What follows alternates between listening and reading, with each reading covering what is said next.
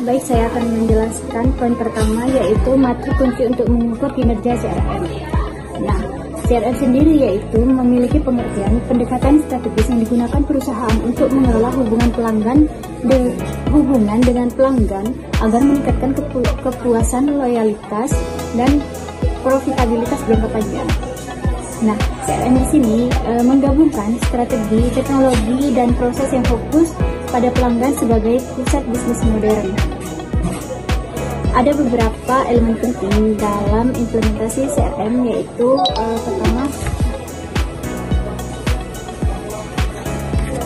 yang pertama strategi pelanggan, yaitu CRM dimulai dengan pemahaman mendalam tentang segmen pelanggan terkait perilaku dan kebutuhan mereka, sehingga perusahaan dapat menargetkan dan memberikan nilai yang relevan.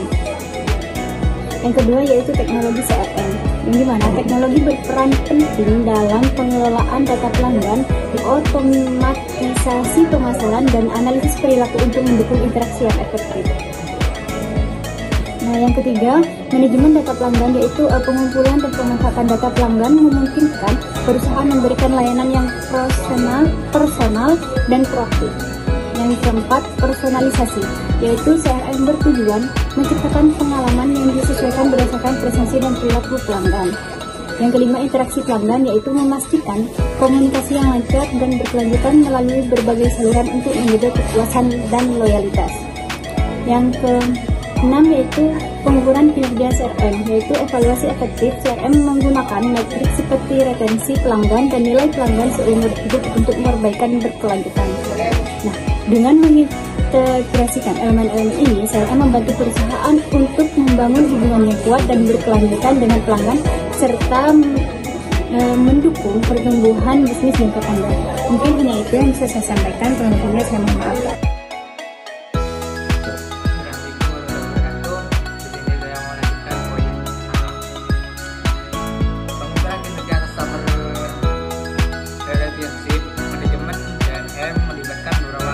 Utama untuk menilai kesuksesan strategi CRM, yaitu retensi pelanggan, customer lifetime value, dan ada beberapa ringkasan dari metrik-metrik tersebut. Yang pertama itu retensi pelanggan. Retensi pelanggan mengukur beberapa baik perusahaan mempertahankan pelanggannya dari waktu ke waktu. Yang kedua itu customer value, mengukur total keuntungan yang dapat menghasilkan perusahaan dari seorang pelanggan sepanjang hubungan mereka. Yang ketiga itu Net Promoter Score, mengukur loyalitas pelanggan berdasarkan kemungkinan mereka merekomendasikan produk atau layanan perusahaan. Yang keempat itu keterbatasan terhadap BNPS, menyatakan bahwa metrik ini terlalu menyederhanakan loyalitas pelanggan dan tidak sesuai aktivitas dalam memprediksi pertumbuhan jangka panjang, terutama di pasar B2B. Yang kelima yaitu integrasi metrik, pengukuran kinerja CRM yang paling efektif datang dari mengintegrasikan berbagai metrik seperti menggabungkan NPS dengan ukuran kinerja keuangan untuk evaluasi yang lebih holistik. Secara keseluruhan, mengukur kinerja CRM yang efektif melibatkan penggunaan kombinasi metrik untuk memberikan gambaran yang lebih komprehensif tentang loyalitas, kepuasan, dan potensi terhadap pelanggan. Mungkin itu yang bisa saya sampaikan. Lebihnya baik, terima kasih untuk waktunya dari pemateri pertama. Saya akan melanjutkan tentang poin B, yaitu analisis return on investment atau dalam kurung ROI ya, dari program CRM di sini. Jadi ROI di sini adalah suatu sistem finansial yang gunanya itu untuk mengukur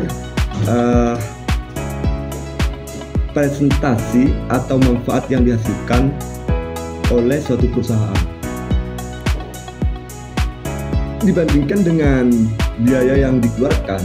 Jadi adanya istilah ROI ini itu dapat melalui dilihat dari perhitungannya. Jadi ada perhitungannya untuk mengetahui program dari perusahaan itu berjalan atau tidak. Bukan berjalan sih, keuntungan dan biaya yang dikeluarkan ataupun dana itu bisa diukur dari melalui sistem ROI di sini. Saya contohkan teman-teman, ada contohnya di situ sudah. Contoh simpelnya itu, semisal Anda membeli saham senilai 10 juta. Ini nih contoh dasarnya, sudah saya harap teman-teman paham ya. Setelah dalam waktu panjang, anggaplah dalam 1 tahun di situ ya, nilai saham tersebut naik. Artinya untungnya naik 2 juta sih. 2 juta. Hasil modal kita kan 10 juta. Berarti 2 tambah 2 juta kan jadi 12 seperti itu. Nah, keuntungan yang didapatkan dari saham tersebut 2 juta. 10 jutanya itu balik modal. Artinya balik modal sudah untung, berarti sudah 100%. Kalau diukur dalam persen, 100% itu sudah balik modal, dan kita mendapatkan persennya itu dari 100 itu kita mendapatkan 20%. Itu 22 juta tadi itu hasil dari keuntungan dari satu perusahaan. Bisa dinilai dari situ. Saya harap teman-teman sudah paham ya, karena ini sudah contoh dasar seperti ini. Adapun beberapa faktor yang mempengaruhi ROI ini dalam investasi keuangan, yaitu jenis investasi. Ya, jenis investasi seperti saham, obligasi, reksadana dan lain-lain. Terus kerja pasar juga, mengetahui bagaimana kerja pasar itu berjalan. Seperti itu teman-teman. Kerja pasar saham itu bagaimana kita mengetahui saham itu naik turunnya, keuntungannya, ruginya. Itu bisa dihitung melalui sistem ROI di sini teman-teman. Faktor yang sangat mempengaruhi ya, itu di situ. Terus biaya transaksi di sini ialah biaya yang dikeluarkan dari si pemilik modal untuk membeli suatu saham. Artinya transaksi saja teman-teman. Istilahnya biaya, kalau bahasa singkatnya dalam bisnis itu biaya transportasi salah. Contohnya ya, dan bisnis itu satu biaya transaksi lah, misal seperti ongkosnya barang ataupun yang lain-lain seperti itu. Terus ada manfaatnya juga ya. Manfaat dari ROI di sini itu dapat mengevaluasi kinerja program dari JSN. Artinya apa? Mengetahui apakah barang ataupun program yang JSN itu berikan hasilnya yang sesuai dan hasil yang diharapkan. Mengevaluasi, semisal di tahun sebelumnya itu ada kerugian, itu bisa dievaluasi di kemudian harinya. Intinya tidak merugikan dalam satu perusahaan. Baik, di sini saya akan melanjutkan penjelasan dari yaitu poin C, penggunaan data analitik untuk mengukur efektivitas strategi JRN. Di sini penggunaan data analitik dalam JRN itu merupakan strategi bisnis yang berfokus pada pengolahan hubungan dan interaksi dengan pelanggan. Jadi penggunaan data analitik dalam strategi JRN di sini yaitu dimulai dengan penetapan tujuan indikator kinerja utama atau key performance indikator yang disebut dengan KPI, dan KPI itu bisa berupa tingkat retensi pelanggan, nilai seumur hidup pelanggan yang biasa disebut dengan customer lifetime value, dan juga setelah menetapkan KPI, yaitu langkah selanjutnya adalah mengumpulkan data yang mana pelanggan di situ dari berbagai sumber seperti riwayat pembelian, interaksi melalui layanan pelanggan, media sosial, dan platform digital lainnya.